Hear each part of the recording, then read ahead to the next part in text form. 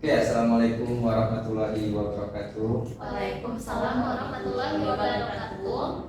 Sebelumnya perkenalkan kami kelompok mahasiswa PPJ Prajabatan gelombang 1 tahun 2023 Universitas PGRI Palembang. Saya Akil Wasiputra dan teman saya Nabila Hauda. Saya Rizky Citra. Saya Anita Mata. Oke, jadi di sini kami akan melakukan suatu wawancara yang bertujuan untuk mengetahui permasalahan yang dihadapi oleh Anda sebagai narasumber ketika pembelajaran di sekolah dilaksanakan. Sebelum kita masuk ke wawancara kita, sebelumnya kami ingin bertanya apakah Anda bersedia untuk kami tanyakan beberapa pertanyaan terkait hal tersebut? Ya, saya bersedia. Baiklah, jika Anda bersedia, kita mulai dari perkenalan diri Anda. Silakan untuk nama, tempat PPL, dan mengajar di kelas berapa? Oke. Nama saya Tiara Katrianingsih. Saya PPL di SMA Metodis 2 Palembang. Saya mengajar memegang kelas 10-3. Kelas 10. Iya. Untuk mata pelajaran yang Anda ambil? Matematika. Mata pelajaran. Ya baiklah, kan Anda sekarang mengajar di kelas 10, mata pelajaran matematika. Ya. Sebelum Anda mengajar, sekarang menjadi guru sudah ya, sedang PPL. Apa sih yang memotivasi Anda sehingga Anda ingin menjadi guru? Alasan kenapa menjadi guru? Alasan saya ingin menjadi guru karena saya suka berbagi ilmu. Berarti Anda suka sharing, mengajar bagi ilmu kepada yang lain ya? Ya, karena menurut saya itu tuh sebuah peluang untuk mendapatkan pahala jariah gitu kan. Jadi semakin banyak ilmu yang kita bagikan, kita juga. Oke. Tapi pada saat Anda mengajar, pernah nggak Anda merasa kesal atau kecewa dari sikap peserta didik atau yang lainnya gitu?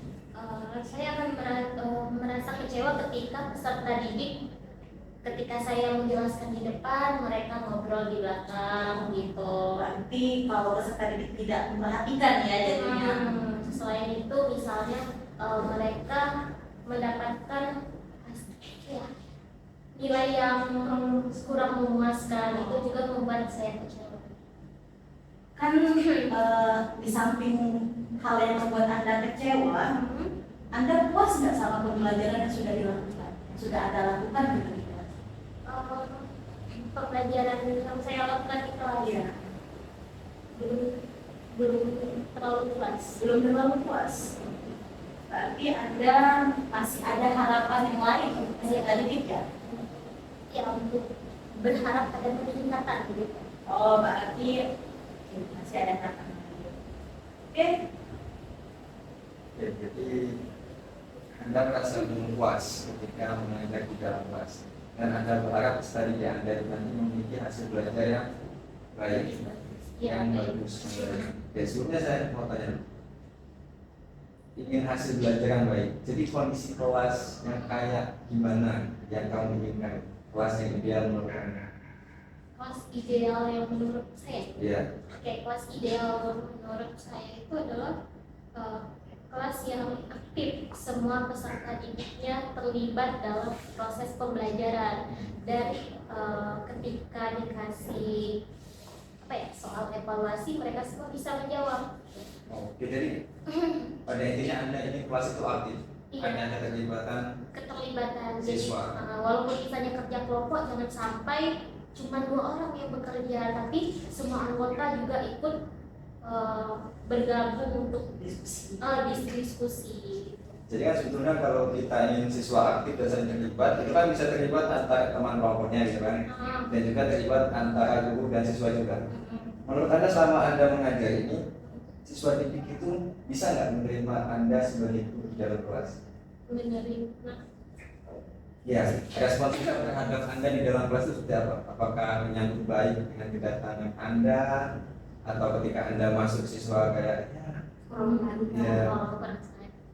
kalau respon mereka baik,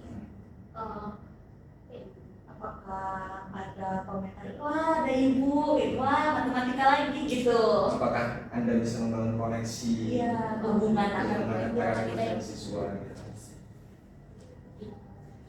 Bisa ya? Bisa. Oke. Yang Anda alami begitu. Kalau misalnya pas masuk itu sebenarnya nggak terlalu apa ya diekspresikan gitu, cuman mereka tuh kayak biasa aja gitu.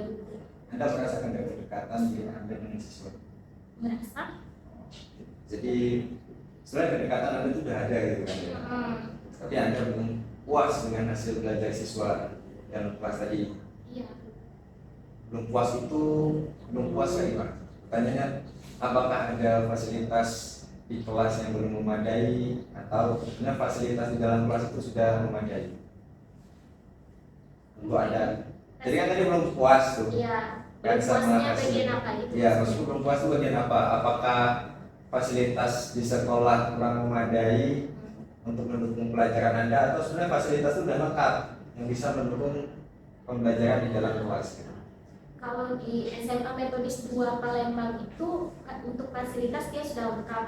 Pembelajarannya sudah full digital, jadi masing-masing anak itu memiliki laptop.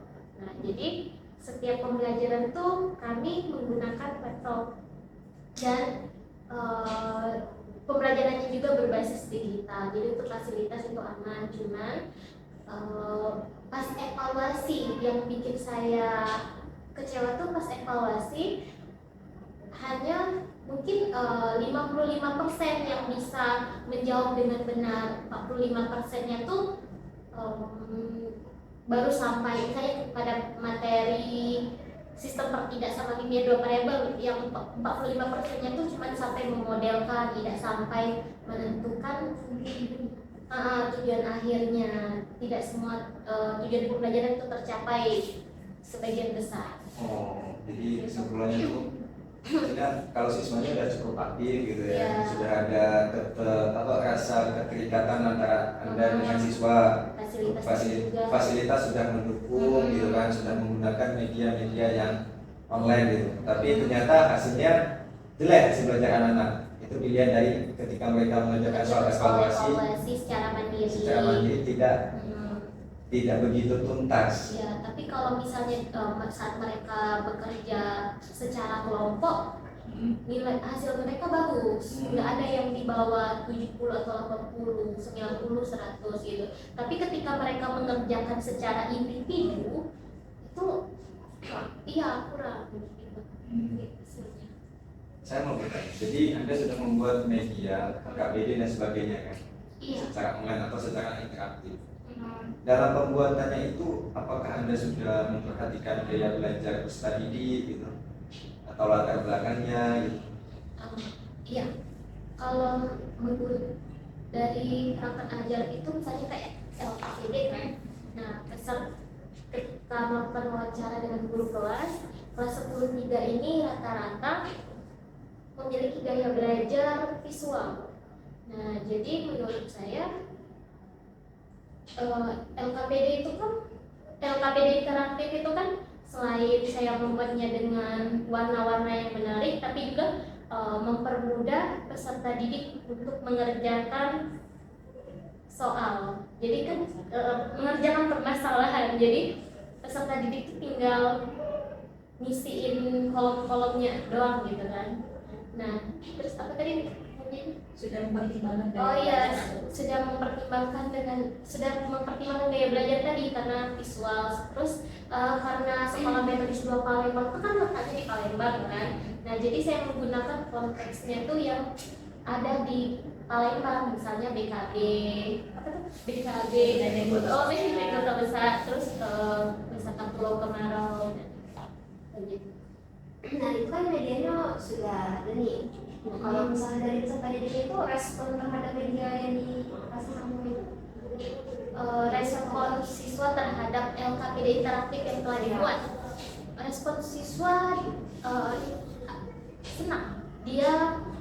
Mereka kemarin tuh sempat mereka tuh ngomong kalau dengan LKPD itu mempermudah mereka dalam mengerjakan permasalahan, terus kayak lebih efektif juga, lebih menghemat waktu. Karena kalau daripada dia harus buat dulu soal kan di kertas, harus ngerjain di buku kan, itu itu kan butuh waktu yang lama, itu kan lebih efektif gitu. Siswa juga senang karena di live course itu kan tidak hanya menonton nulis kan, bisa menjodohkan true or false gitu. Jadi banyak beragam bentuk soalnya Bu ya. Iya gitu. Terus selain pakai media pembelajaran juga pasti kan kalau di kelas itu pakai metode pembelajaran. Nah, kalau metode pembelajaran yang dipakai sama Ibu itu berbentuk apa? Untuk metode pembelajarannya tuh diskusi dan tanya jawab. Nah, tapi saat mengerjakan tugas itu ada dua. Pertama dia mengerjakan tugas secara berkelompok. Setelah itu misalnya sudah mengerjakan secara berkelompok, terus saya memberikan penguatan. Setelah itu mereka mengerjakan secara individu untuk melihat apakah tujuan pembelajaran itu tercapai atau tidak. Oke. Jadi ada dua itu antara yang individu sama yang kelompok. Nah, di antara pekerjaan itu yang antara individu sama kelompok, kira-kira dari pengamatan Ibu berdasarkan hasil PPL itu, mereka lebih condong, lebih senangnya itu pembelajaran dari individu atau kelompok? Dari sudut pandang dan juga siswanya juga bilang ya, mereka lebih senang secara berkelompok, mungkin karena bisa kerjasama ya, bertukar pikiran gitu, dan nilai mereka juga lebih bagus ketika secara berkelompok. Sedangkan ketika mereka ngerjain sendiri-sendiri tadi malah 45%-nya nilainya ini rendah gitu. Jadi menurut saya mereka lebih senang secara berkelompok. Oke, selain dari media, metode itu kalau jenis asesmen yang digunakan yang sama Ibu di kelas itu gimana? Untuk jenis asesmen yang digunakan itu asesmen formatif, asesmen awal, ya sudah itu dong. Asesmen awal itu untuk melihat kemampuan awal peserta didik. Terus untuk asesmen formatif itu LKPD dan soal evaluasi di akhir pembelajaran. Gitu. Menyambung asesmen formatif tadi, kita menggunakan metode diskusi kelompok. Bagaimana hasil dari pemahaman tersebut ada asesmen formatif yang diberikan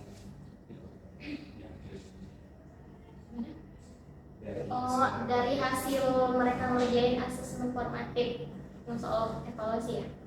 Nah, untuk mengerjakan soal evaluasi itu nilai mereka ya seperti yang saya katakan tadi, 45%-nya cukup rendah nilainya hasilnya.